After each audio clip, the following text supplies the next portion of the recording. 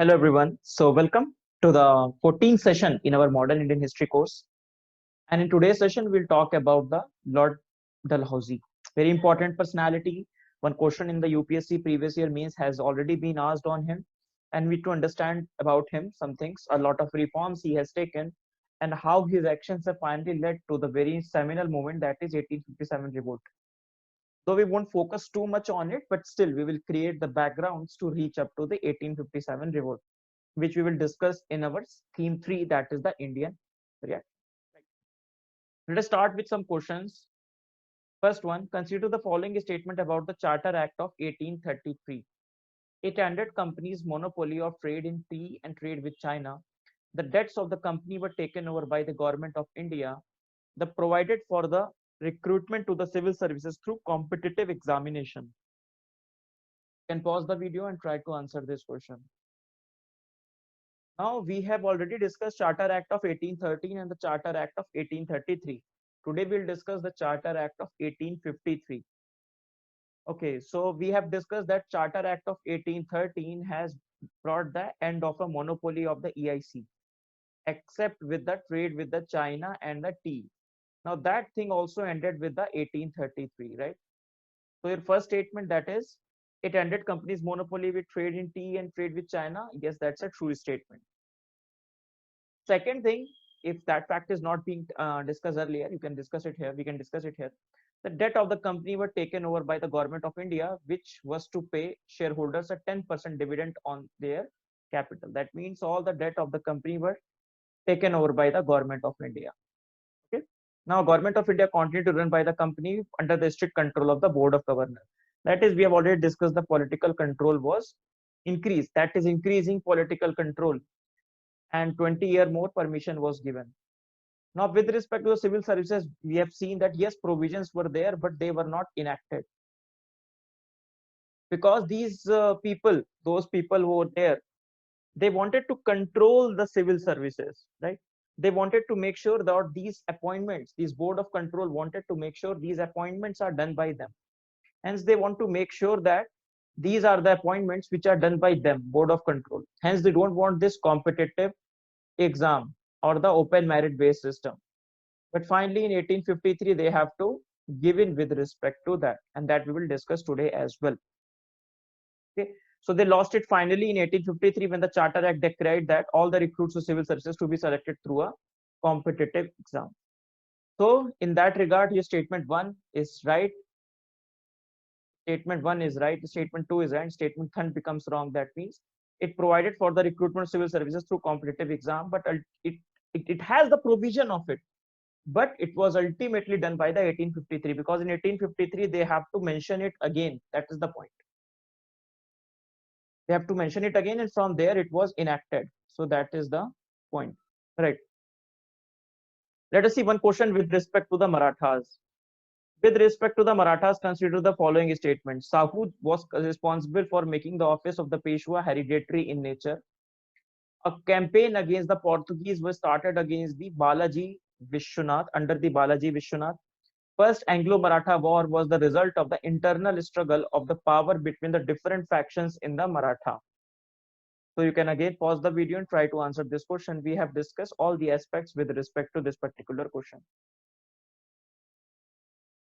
Now, when we will discuss in the session 6, we have discussed about that how under the Sangrola constitutional revolution, finally from Sahuji, after death of Sahuji, the Peshwa became the de facto ruler, right?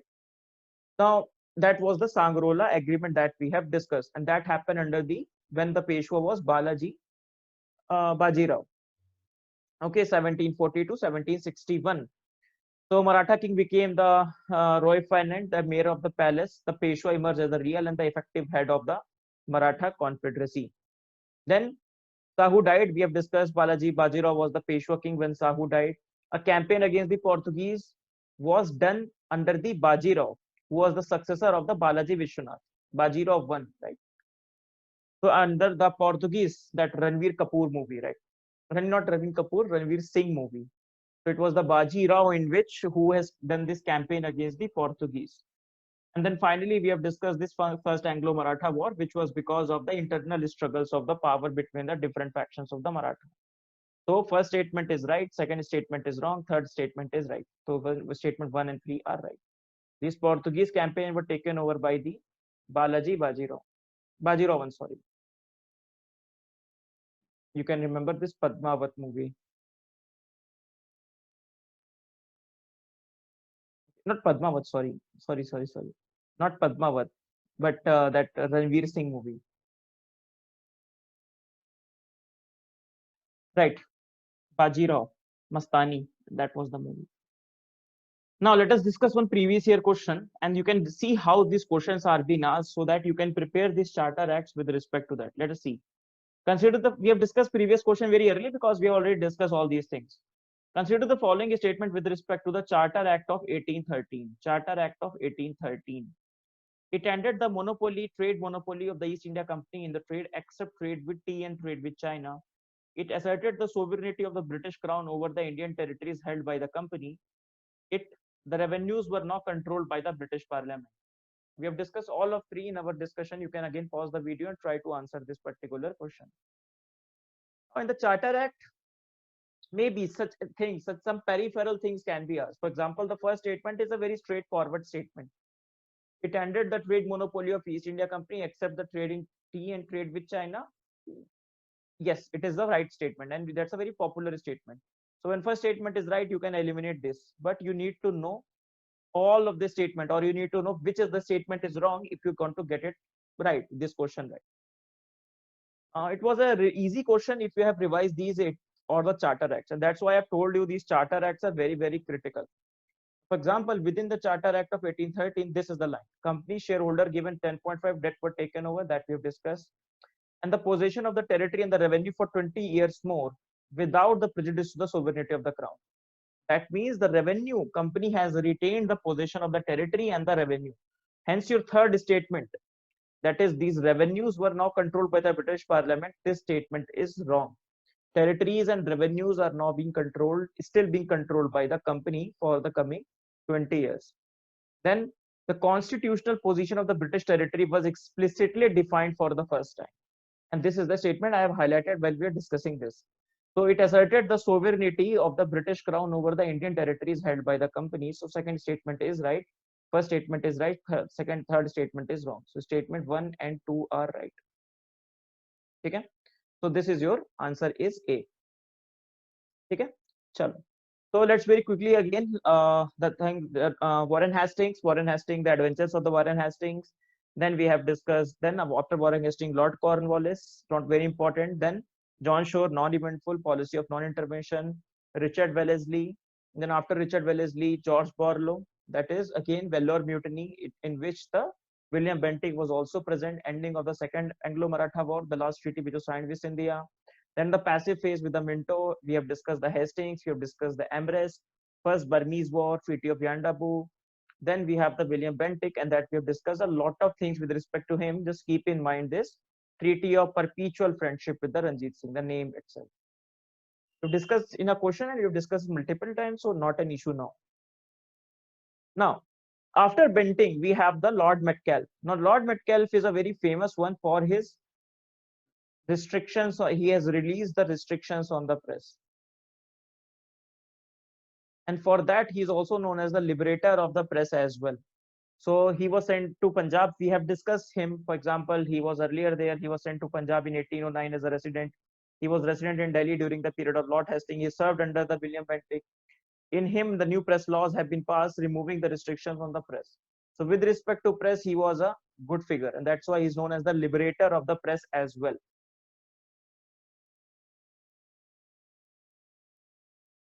Okay. Then we have the Lord Auckland, that first Afghan war. We have discussed that, and the death of the Ranjit Singh happened during the Lord Auckland.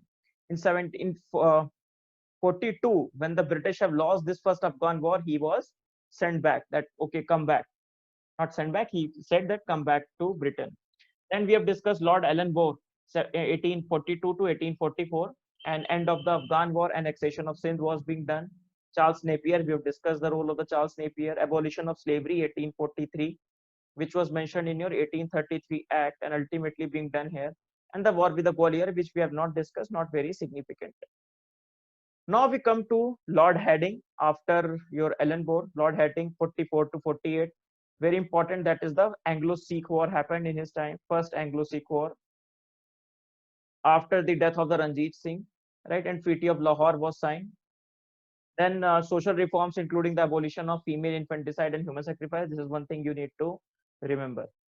So these are the somewhere in between small governor generals that we have already discussed. So between the between William Bentinck and the next one important, that is Lord Dalhousie, we have Metcalfe. So William Bentinck ended in 1835. Then 1835 to 36 for 1 year Lord Metcalfe, with 36 to 42 your Auckland, then 42 to 44 your Ellenborough, then 44 to 48 is your Lord Harding one, and then your Dalhousie. So you have to remember these four people in between. Yaad rakhna hai, because you need to remember the chronology of these governor generals, all the things that they have done, and the chronology, very, very important. Now we, after discussing all these people, we come to the topic of the today, that is Lord Dalhousie. Now Lord Dalhousie was the youngest governor general who was sent to India. He assumed the charge at the age of 36 in 1848. He was having a lot of political connections in the Britain. He was a member of parliament, enjoyed the confidence of Robert Peel, that is the Prime Minister of England. He did a lot of work while being in Britain. For example, he was helpful for the railway construction in the England as the president of the Board of Trade. First time a train started in the England in 1825. And when he came to India, one of the major contribution which he has done in India was the introduction of the railways that we will discuss. In 1847, he was offered the Governor Generalship of the India, which he accepted and arrived in Calcutta in January 48. Now, Lord Dalhousie had the determination to extend the direct British rule in India as large as possible. So he wanted to extend the British rule, whatever earlier was being done with the Wellesley. For example, Wellesley has done the subsidiary alliance, but these were not annexed. Then, for example, your William Bentinck has the policy of non-intervention. He has annexed only few places, such as Kurg. Right? We have discussed a lot of few Kachar, Jaintia. These are the places that he has annexed, but very small places. But Dalhousie had an ambition that I want to annex these a lot more places. And that is why you will see a lot of places are being annexed under the Dalhousie. Dalhousie, for example, has taken over, and the time of the Dalhousie itself, they have taken over this area of Punjab. They have taken over finally the Sindh area. They have taken over the Awadh. They have, for example, you must have heard of this doctrine of lapse, that we'll discuss in detail.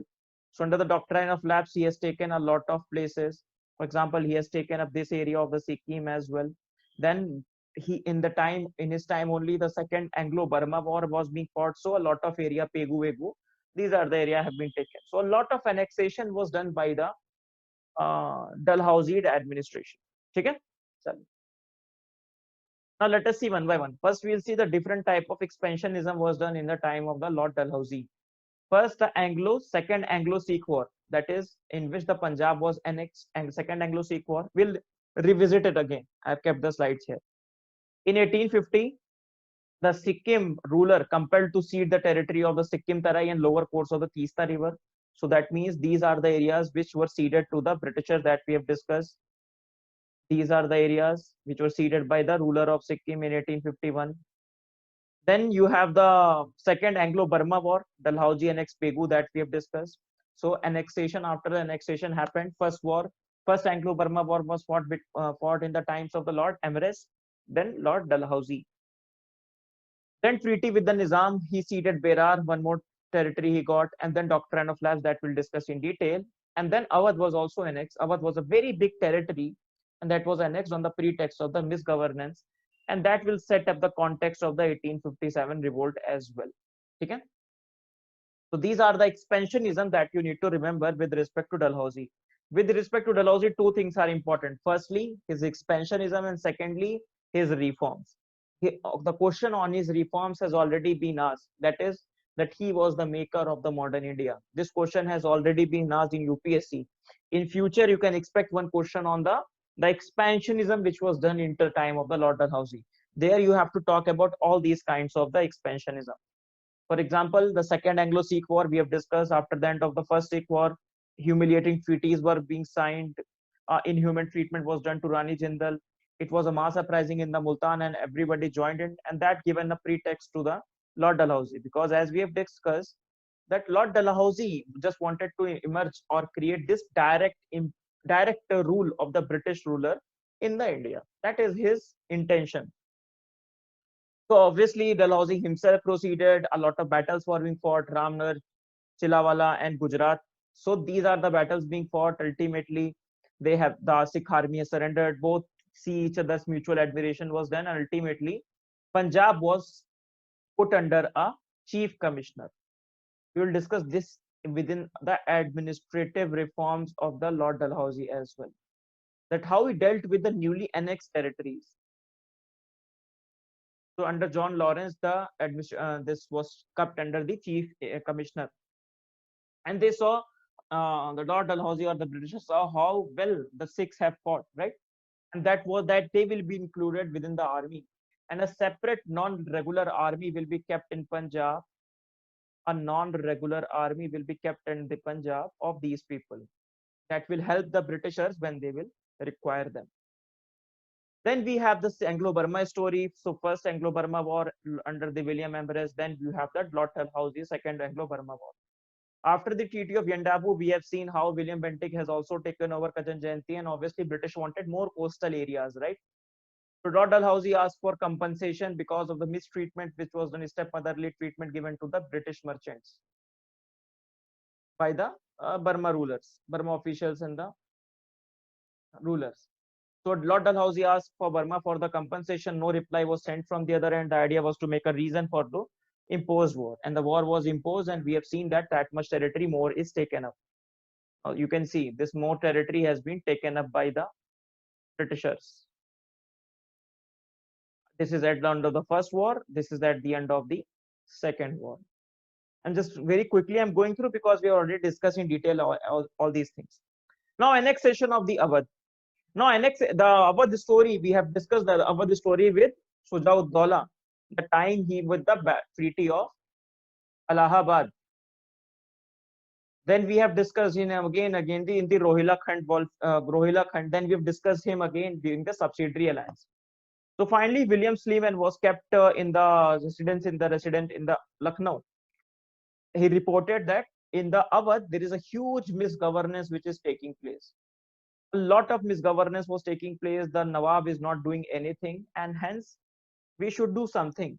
But he was not in the context of William Sleeman does not favor that we need to annex Awadh. But ultimately, Lord Dalhousie annexed Awadh as well. Dalhousie annexed Awadh, and Nawab Wajid Ali Shah was granted a pension of 12 lakh rupees per year. Now you can see that first of all, the resident was himself not in the favor of annexing the Awadh. But Lord Dalhousie went ahead and annexed it because he wanted to expand the territory, as we've discussed. One more thing is important. Here, Lord Dalhousie wanted. One more thing is he's not taken over the Awadh under the pretext of the Doctrine of Lapse. Remember it. He has taken over the Awadh on the pretext of the misgovernance. So this is one thing that you need to remember. And obviously, why this misgovernance is there, we have discussed because of the subsidiary alliance. They don't have to do anything. The rulers, they don't have to worry about the external threat. They don't have to worry about the internal threat. When they don't have to worry about anything, then they are free to do whatever they want. So the annexed territory came under the control of the chief commissioner. Again, you can see the same thing which was done in the Punjab. Okay. So Dalhousie's annexation of Awadh, the last one among his major annexation, created a great political danger. It offended the Muslim elites. More dangerous was the effect on the British Army's Indian troops. Now, British Army obviously comprised of a lot of Indian troops that we'll discuss in the military reforms as well. Now, these Indian troops which were there that we'll discuss more in detail in 1857 revolt, these Indian troops belong to they have their relatives in the Awadh, let's say. Now, they see this kind of mistreatment are being done, right? And these Muslim elites which are being offended, they occupied a privileged position before the annexation. Now, the British government has said, no, you are equal. This poor is also a subject, you are also our subject. So it was a loss of prestige which created a background for the mutiny of 1857, in which the Awadh was the main cornerstone of the treaty. Chalo. Now the doctrine of lapse. Understood? So we have seen a lot of annexations. First, Anglo-Sikh War, Anglo Burma War, Sikkim, Awadh, Hyderabad, Awadh, and then finally we'll see the doctrine of lapse. The idea behind the doctrine of lapse was very easy. For example, I've kept the detailed slides. For example, the areas which were earlier under the British protectorate, which have become the British protectorate, let's say subsidiary alliance, in which the king died and he did not have an heir. For example, his blood son. He has to adopt. Now, adoption has always been one of the features of the Hindu Marriage Act. Traditionally, adoption was a very normal practice which was being done. But now the Britishers have started saying that this adoption cannot be done, or you have to seek our permission whether this adoption should be done or not. So yes or no. If the Britishers say no, then the lapse will be done, and this is known as the doctrine of lapse. This is the essential idea behind the doctrine of lapse. Now let us see the design of the Lord Dalhousie. So according to the Hindu law, one can adopt a son in the case of no male heir to inherit the property. Agar property you have to inherit, you can adopt a person. You can adopt a child, obviously. The question arose whether a Hindu ruler holding his estate subordinate to the paramount, that is the Britishers, could adopt a son to succeed his kingdom. It was customary for the ruler without the natural heir to ask for British government whether he could adopt a son to succeed him or not. And hence Dalhousie, if such permission was refused by the Britishers, such state would lapse and thereby become the part of the British India. Very easy to understand. Dalhousie maintained that there was a difference in the principle between right to inherit the private property and right to govern. Now, let us also understand this. Dalhousie said that one thing is different and this thing is different. He said that, for example, from a person to his adopted son. Now, one thing is easy. That is, if you want to inherit the private property, for example, bungalow, cars, and all these things, that is fine. But if you want to inherit the Gaddi, that is said the political influence or the political power or the political seat, now this is where the question will come. This is where you have to seek our permission. Transferring of the private property is different, and they say that state is not your private property. That is the idea behind it. Now, for example, there was also change in policy by the Britishers. For example, in 1825, you can see the EIC have said that every ruler under the Hindu law is free to nominate his son, real or adopted son. So earlier they were in the favor of the adoption. Okay, fine. But slowly and slowly, as they get more idea behind the annexationist mindset, no, we have to take more territory. So, for example, in 1831, the government may, they have again changed their rule, government may accept or reject, according to the situation, the application of the ruler to nominate his son. That also goes to show that this doctrine of lapse was not invented by the Dalhousie. Keep this in mind. This was not invented by Dalhousie. This was already being done. So the contribution of the Dalhousie, just like the contribution of the Wellesley to the subsidiary alliance, was he applied it uniformly, he applied it institutionally. That was similar thing done by the Lord Dalhousie as well. So he did not invent this. He uniformly applied this doctrine of lapse. He did not ignore or neglect every opportunity. For example, before him, the Governor General used to neglect. Okay, fine. If they have kept their adopted son in their chair, not an issue. But Dalhousie did not ignore or neglect any opportunity which is coming for the consolidation of the territory of the EIC. That I will take up all and each and every thing which will come in taking over this particular territory. Now let us see. Now Dalhousie has divided all the territories into three parts. This is from the book that is B.L. Grover. It's a really good book, very comprehensive book, but I won't recommend you to read that particular book. But some of the sections are important and I'm trying to keep those sections. So Dalhousie, there were three categories of Hindu states. First, those states which were not tributary and which were not and never subordinate to the paramount, and we won't touch them. Then the Hindu prince and chieftains which are tributary and owed subordination to the Britishers. Hindu sovereignties and the state which had been created and revived by the son and the grants of the British government. So these are the two where the British will intervene. So Dalhousie in 1854 explained that in the states covered by class 1, we have no right to their adoptions, but in class 2, ruler have to acquire our consent, which we have the right to refuse. If they ask for the consent, we have the right to refuse. But which policy usually lead us to concede? In principalities of 3, class 1 holds no succession, should never be allowed to go by the adoption. I will never allow this to go by adoption. And this is known as the paramount's right of lapse. Okay? Chalo. Now, let's see this one. One observation has been his predecessors has acted on the general principles of avoiding the annexation if it could be avoided. The Dalhousie acted on the general principles of annexing if he could do so legitimately. So, for example, you will create one deductive thing that I will annex in this thing and I will do it uniformly. I will annex as much as I want. So Dalhousie's decision, once the decision was also overturned, so this one thing I would like to highlight.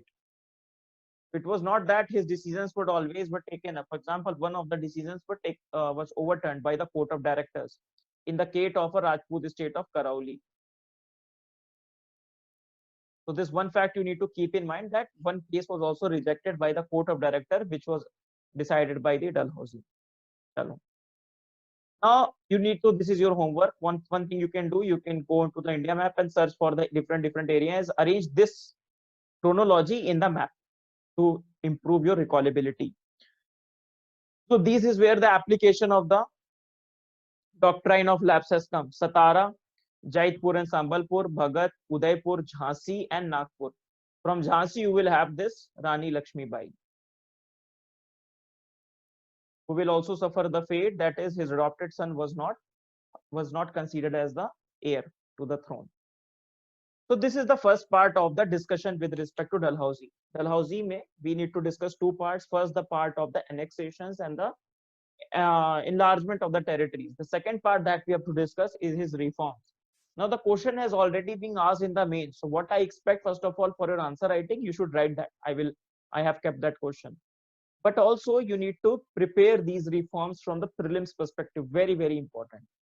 So if you divide all the reforms of the Dalhousie, starting with the first, the administrative reforms, then military reforms, then social reforms, then communication and infrastructural reform, within which you have these reforms, very critical and the core reforms, railways, electric, postal and public works. Then you have the commercial reforms, and these are the reforms being done by the Lord Dalhousie.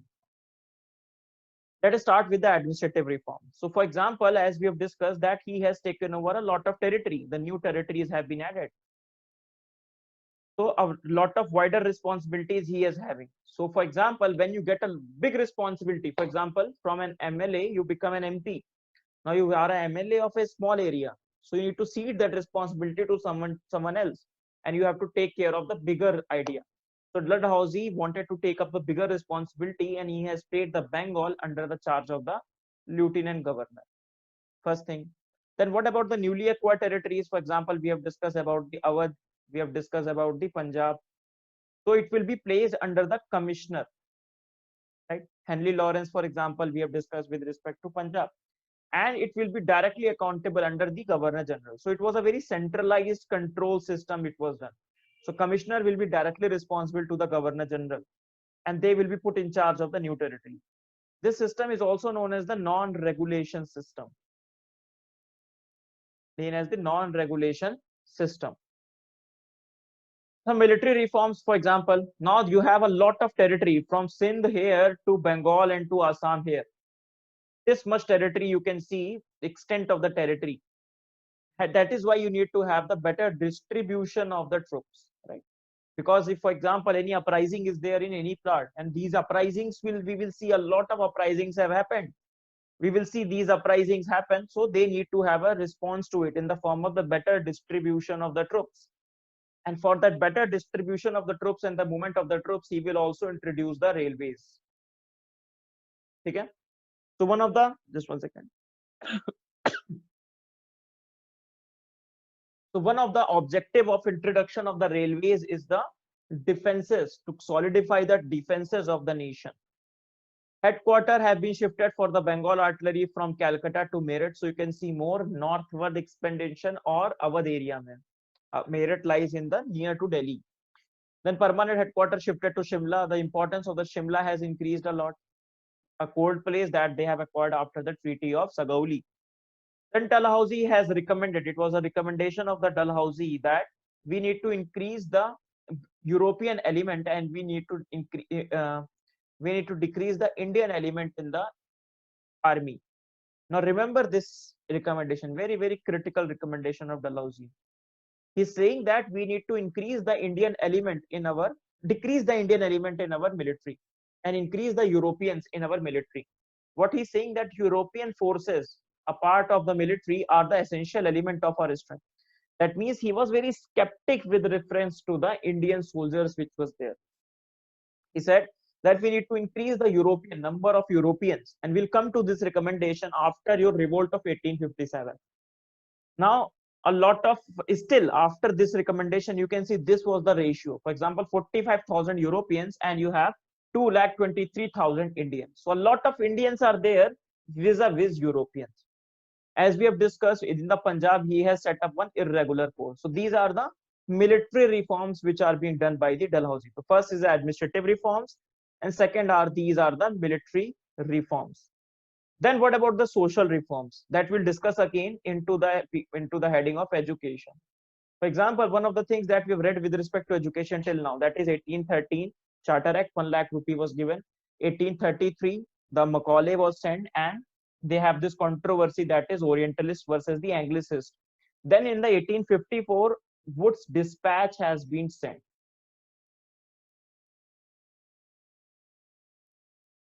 Wood's dispatch has been sent, which is known as the Intellectual Charter of India. Okay, so Intellectual Charter of India was sent to India, and Dalhousie was a lot of reforms were done after it. So it has abandoned the earlier policy that we have discussed, the trickle down policy, that we will teach these few Englishmen only in English, and the rest of them will be taught later on. So it has devised, the Wood's dispatch has devised a comprehensive scheme on the education at the primary, secondary, and the college level. Don't worry, we'll discuss Wood dispatch in detail. Dalhousie fully accepted the views of the Charles Wood and took steps to carry out the new scheme. Department of the Public Instructions was organized. More so, University of Calcutta, Bombay, and Madras were founded in 1857 on the model of the University of London. Engineering College in the Roorkee was opened. It's my college, right? Now transformed to IIT Roorkee. Now, Widow Remarriage Act was enacted with the help of the, or with the efforts of the Ishwar Chand Vidyasagar. This was also being done in the times of the Lord Dalhousie. So these are the social reforms which are done in the times of the Lord Dalhousie. Now we'll see the infrastructural reforms. So first one is the setting up of the railways. So first the railway reforms within the infrastructure and communication. So the decision why the railways have been set up. Now the English give the argument from their side that railways was the biggest gift the Britishers have given to India. But it was not like that. In fact, they had their own needs. First, the commercial needs. That means they want to connect. For example, if they want to have a lot of raw material from this port to hinterland, so raw material has to be sent and the finished good has to be sent to this place. So they need a lot of connectivity for commercial purpose, right? Then for administrative purpose, so that the administration of this huge area can be done. Then that defense purpose we have discussed, the military, the distribution of the troops, especially in the times of the rebellion that is there. So one troop has to be mobilized from one place to the other. You need some sort of an connecting ways to do that. In 1853, the famous minutes of the Lord Dalhousie became very famous, and that laid the path for the future expansion of the railways. Chalo bhai. Then he built, very importantly, this railways was not built out of the revenue expend Indian exchequer, that is the Indian money. but the money was sent from the London. For example, the scheme was just like in the mutual fund. The scheme is opened in London that we will give you 5% returns if you invest in the railways, if we are going to create railways in India, and we will guarantee this. We will guarantee that we will provide you at least 5% of the minimum interest on your investments. And they also keep that after your investments, after you got your investments or your interest, we have the right to buy at the end of the contract. That means it was made by the private enterprise, and it was a source of the investment in India. So the money, a lot of money, for example, now this interest was paid out of the Indian exchequer. समझ गए? This money was kept from outside. Money आया, railways बना, but the money which is to be paid back in the form of the interest was given from the Indian exchequer. First railway became from very famous 1853 Bombay to Thane. The second railway is from Calcutta to Raniganj Portfolio in 1854. So remember these two things. Now railways have also been second impact also. That means the Indianness. For example, they were not only created the Britishers, they connected not only the Britishers, but they also connected the one Indian from the other Indian. So they also created a sense of a unity and making India as a nation. In fact, when we'll read the emergence of the modern nationalism, one of the factor is being this connecting factor, whether it be the press, whether it be the railways. Okay? Let us read one of the observations which was being done. Railways may do for India what dynasties have never done. What the genius of the Akbar the Magnificent could not affect by government, not the cruelty of the Tipu Sahib by violence, they may make India a nation. Right? That Akbar was not able to do that, Tipu Sultan was not able to do that, but it may be the railways which may be able to do that. That is creating a sense of the nationalism. Next is the electric telegraph. So telegraph was introduced. He is known as the father of the Indian telegraph on Lord Dalhousie. So Dalhousie's contribution is commendable. If you want to remember this name, that's fine. He was the superintendent of the telegraph department. All the major cities, Calcutta, Peshawar, Bombay, were telegraphically connected. 4,000 miles telegraph lines were laid down at the end of before his departure from India. That means a lot of work have been done on the extent of this communication. This is not commercial, this is communication reforms.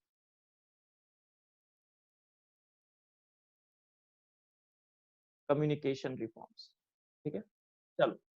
So this is the reforms being done in the telegraph. Then you have the modern postal system that is also started. For example, a post office act was passed in 1854. Postal stamps were introduced for the first time. Uniform rates were being applied. So you have more institutional and more standardized system of the postal railways. So the foundation of the modern postal system was laid down by the Dalhousie. And you can see the present day, if you want to extend that to the modern India, that you have the Indian Post Payments Bank, right? So from Lord Dalhousie to the present time, isn't it? The postal system, the foundations being laid down by the Lord Dalhousie. And the last one, that is the Public Works Department. That means if any public works has to be done, earlier it was done by the military board. But now Dalhousie has done a lot of work for the infrastructure. So he created one separate PWD department and allocated funds for cutting the canals and the roads. Upper Ganga Canal was completed in 1854. Many bridges were constructed. He modernized the Public Works Department. He laid the foundation of the engineering service in India. Public Works Department, very, very important department. Along, remember, he has also started these engineering institutions. So in which the civil engineering is being taught, for example. So with that, a push has been given to the infrastructural creation to the India. Then we have the commercial reforms done by the Lord Dalhousie. Lord Dalhousie had the idea that we need to connect India with the other global world as well. And then on the principles of the free trade. Because at that time, you can remember 1850s, Industrial Revolution at its peak. Adam Smith, idea of the free trade, invisible hand of the Adam Smith, capitalism. So he opened up this port, he improved these harbors and the port, put up some good lighthouses, they were completed. Canals were made, canals, railway, public works department. So commercially, it has done good. From India, the raw materials were obviously sent. It was a one-way free trade, not a two-way. So raw material from India was being sent to them, and the finished good used to come here. So cotton, flax, tea from India to the Europe being done. So these are the commercial reforms being done. If we see all these reforms, whether it be the administrative reforms, the military reform, the social reform, the communication reforms, and commercial reforms. Even so, if you look at these two reforms, commercial reforms and the communication reforms, we can say that he is the maker of the modern India. Because in the modern India, we see this railways, we see telegraph. Now telegraph is no longer there, but it has set up the context for this. It has served as a means of communication for so long. Postal, we have discussed. Public works department, CPWD, and big departments have been formed. Then you have the commercial, these harbors were there, ports were maintained.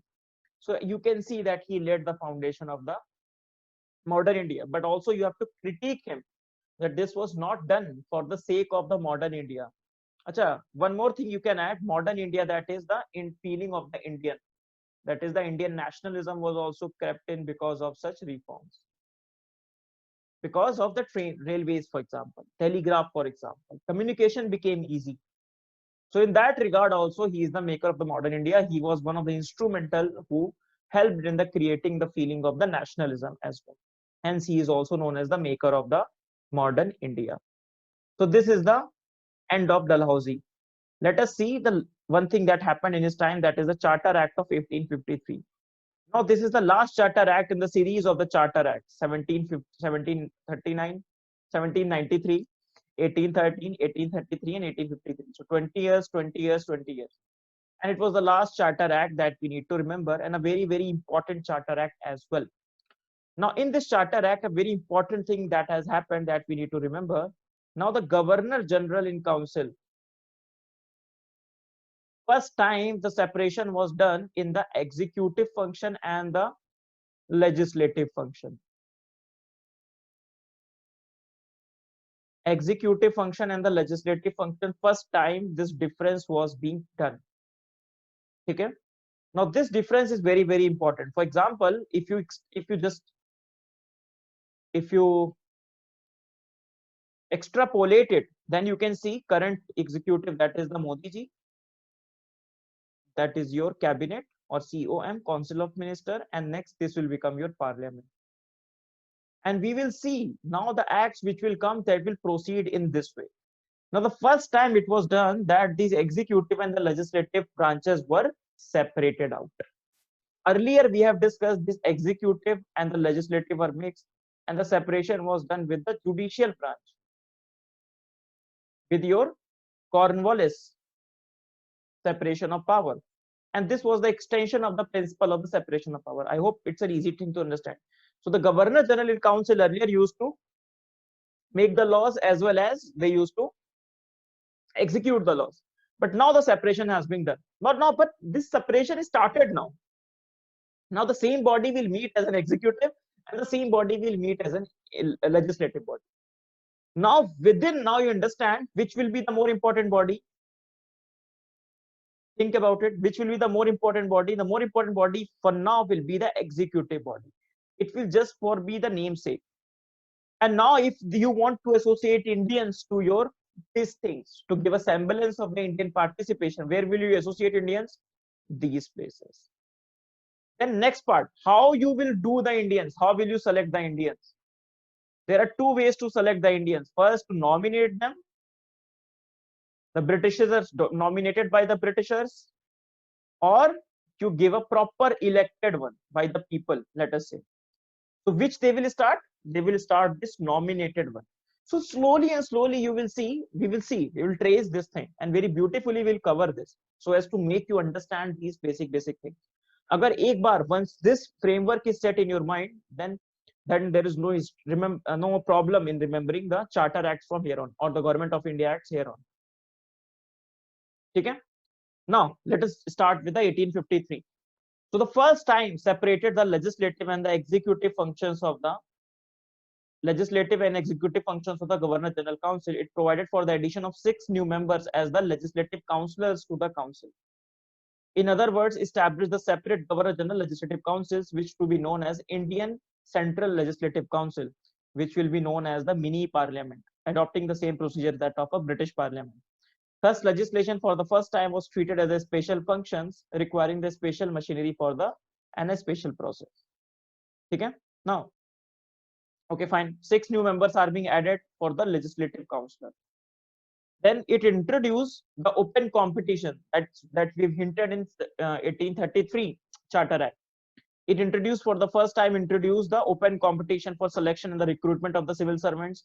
The covenant civil services were thrown open to the Indians as well. Accordingly, the Macaulay Committee was set up. Okay? The Committee on the Indian Civil Services. Now the open competition will be done, open to all. Then it extended the company's rule, but it did not specify for how many years. No more 20 years. That means now they will serve at the pleasure of the crown. Now, whenever the crown wants, they can take over the company whenever they want. But it did not specify the particular period, unlike the previous charter. So there was a clear indication that now this could be terminated at any point the parliament life. Why I said crown? Because crown is the constitutional head. Ultimately, everything will be done by the crown itself. Crown is monarchy. This one is important. It introduced for the first time the local representation in the Indian Legislative Council. 6 people were added. Out of 4, the 4 members were appointed by the local provincial governments of the Madras, Bombay, Bengal, and Agra. Okay. So some sort of a local representations were done. So 6 people to be added to the legislative wing. Out of these 6 people, 4 will be from the local. That means the Bombay, Madras, Bengal, and Agra. That means these people from the provinces level will be going to the central level. Easy to understand. Chalo.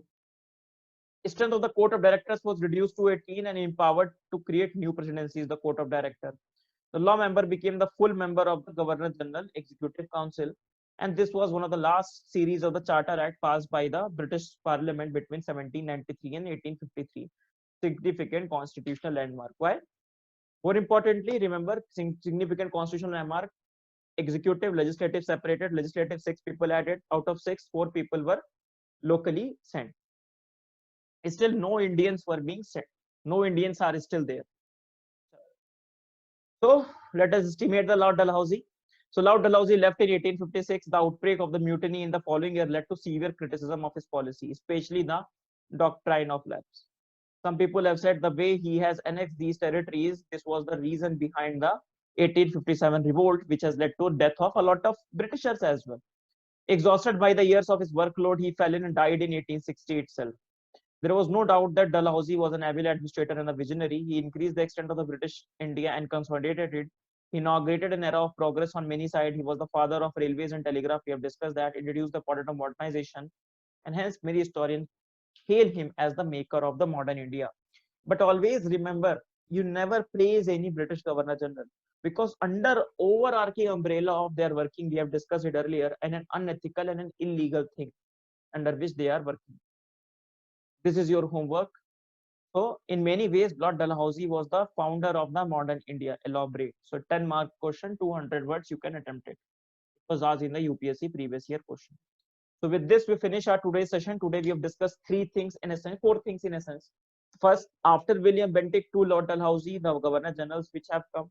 Then we have discussed the reforms of the Dalhousie. Then we have discussed not the reform, we have discussed the annexations were done and the territories have been increased of the Lord Dalhousie. Then the third thing that we have done, the reforms of the Lord Dalhousie and why he is hailed as the maker of the modern India. And the last thing that we have discussed, that the 1853 Charter Act, the last of the Charter Acts and the scheme which was devised. Okay. So with this, we finish our session for today, and I'll see you in the next class. Bye-bye. Thank you.